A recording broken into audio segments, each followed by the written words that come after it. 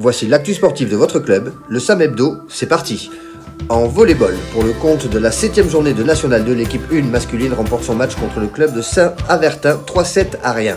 Avec cette deuxième victoire à l'extérieur, le Sam classé 8e sur 11 revient à 2 points de la 6e place. Prochain match à domicile ce week-end contre le 4e Paris Amical Camus.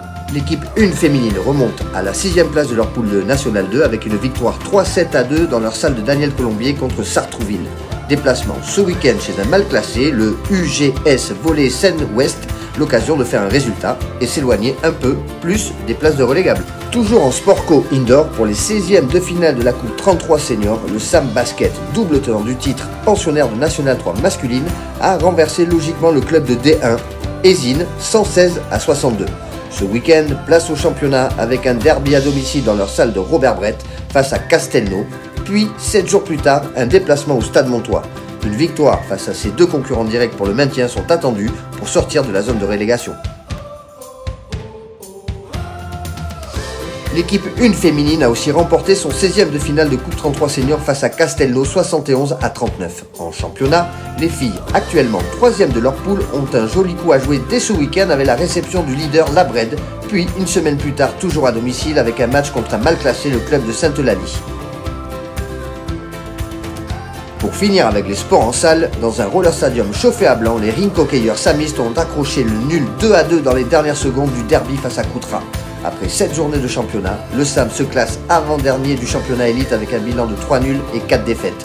Un exploit est attendu ce week-end dans la salle de La Roche-sur-Yon. L'équipe 1 féminine connaît aussi un début de saison compliqué puisqu'après 5 journées et une défaite à l'extérieur 5-0 face à Ploufragan, elle reste 8e et dernière de leur championnat élite. Prochain match à l'extérieur face à Coutras, actuellement 3e. Pour notre section football, les seniors R1 qui ont disposé du Stade Montois sur le score de 3-1 lors de la 7e journée de championnat remontent à la 6e place du groupe C. La réception du FC L'Escarien ce week-end au Stade du Jard sera l'occasion de confirmer la bonne dynamique et se rapprocher des premières places. Les U17 nationaux ont ramené le point du match nul de Rodez avec un score final de 1 partout.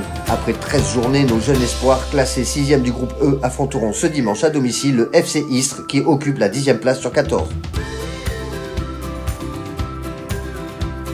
Les U19 nationaux qui occupent la 9e place de leur championnat après une victoire à domicile le week-end dernier face au 12e l'US Concarneau 2-0 ont l'occasion de s'éloigner encore un peu plus du bas de classement en se rendant ce week-end chez un autre mal classé, l'En Avant Guingamp, 13e et avant-dernier du groupe C.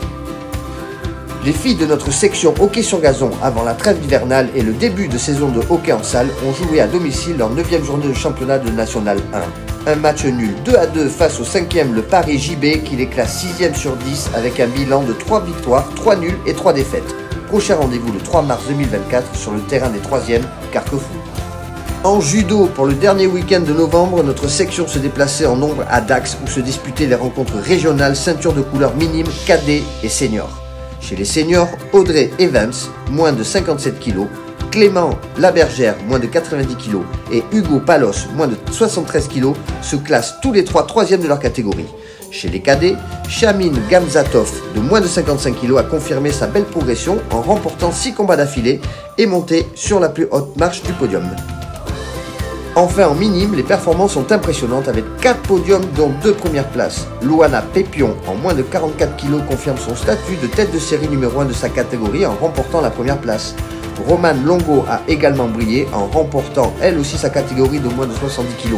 A noter la 2e place de Ramzik Sahakian en moins de 38 kg et la 3e place de Juliette Rabin en moins de 57 kg. En escrime, les Fleurettis se sont déplacés le week-end dernier à Angoulême sur le circuit régional. Comme résultat notoire, nous avons dans la catégorie M11 Ludivine qui a décroché la 2e place et dans la catégorie M15 Louis qui remporte la médaille de bronze. Dans le même temps, nos sabreurs étaient à Pau sur le circuit national où Elliot en catégorie M17 s'est classé 4e. En sport de raquette, nous commençons avec le tennis de table qui a disputé la 6e et avant-dernière journée de championnat par équipe phase 1. Malgré la défaite 8-4 contre Saint-Médard-Doulon, l'équipe première se maintient en N2. Dans 15 jours, place à la Coupe d'Europe. Après une victoire à domicile, nos pongistes se déplaceront en Sardaigne pour aller chercher la qualification. Notre section badminton, pour le compte de la 3e et 4e journée de championnat de Régional 1, présente un bilan d'une défaite face au Stade Montois et une victoire face à Dax. Prochain rendez-vous le 28 janvier pour la 5e et 6e journée. La section tennis a enregistré de très bons résultats chez les jeunes. L'équipe 8-10 ans, composée de Aurélien Dufour et Maël Beauval, a performé en gagnant 3-0 face à Castres. Il en est de même pour les 13-14 ans avec Paul Etcheberry et Thomas Craes qui ont gagné face à Martillac 2-1 après avoir brillamment remporté le double. L'équipe 11-12 garçons de Axel Delmont et Louis Lacombe a réalisé une superbe perf en gagnant 3-0 le Stade Bordelais. Enfin, l'équipe 11-12 filles, composée de Stécie et Léna, a brillé sur les cours en battant l'équipe de Saint-Jean-d'Illac 3-0. Toujours en sport individuel, cette fois-ci en athlétisme, le SAM a brillé au cross de Gujan-Mestras avec un doublé dans la catégorie éveil athlétique. Tiana Maboko première et Manon Vacher deuxième. Janelle Diotalevi Gomis finit quant à elle deuxième dans la catégorie Benjamin. Sam Hebdo, c'est fini, rendez-vous au prochain numéro et allez le SAM!